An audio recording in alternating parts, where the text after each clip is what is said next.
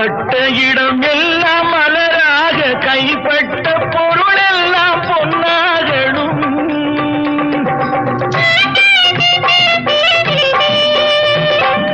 உன் கண்பட்டு வழிகின்ற நீரெல்லாம் ஆனந்த கண்ணீரே என்றாகணும்.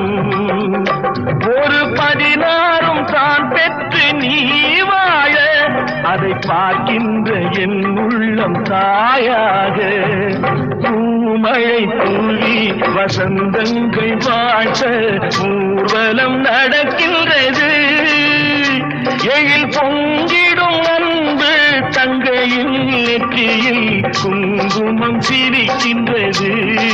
மங்கள குங்குமம் சிரிக்கின்றது.